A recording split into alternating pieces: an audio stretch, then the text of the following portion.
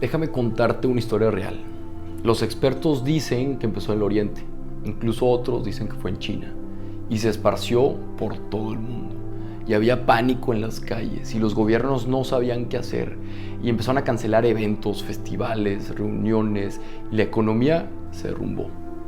Y las personas se dieron cuenta de su propia fragilidad. ¿Te suena familiar esta historia? Te acabo de narrar un poquito de lo que fue la peste antonina, una pandemia que atacó el Imperio Romano en el año 165 después de Cristo. Y esta pandemia lo que hizo fue que asesinó entre 10 y 18 millones de personas. Si nos damos cuenta, ya hemos vivido esto. Y a mí lo que se me hace bien interesante es que, ¿qué fue lo que hizo el emperador Marco Aurelio en ese tiempo?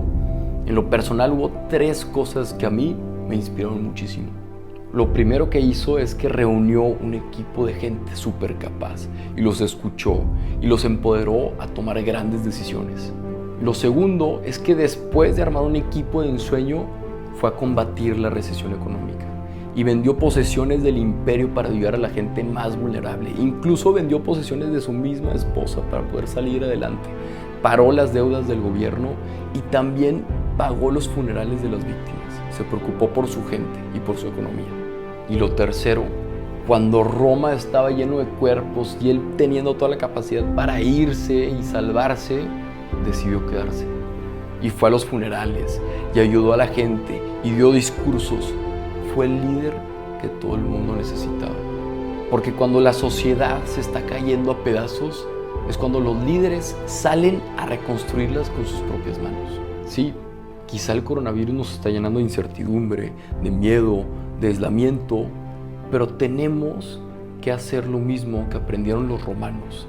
Tenemos que hacer equipo, tenemos que colaborar, tenemos que ser solidarios, tenemos que ver por los más vulnerables y ayudarnos entre nosotros, pero sobre todo tenemos que ser más humanos y empatizar y colaborar y ayudar.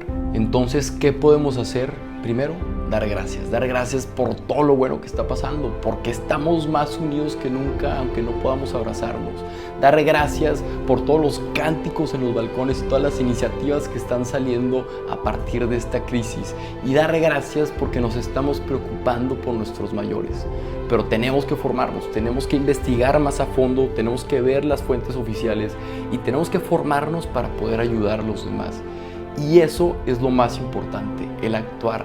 Tenemos que ver qué podemos controlar y qué no podemos controlar. Y así hacer lo mejor que podamos con lo que tengamos.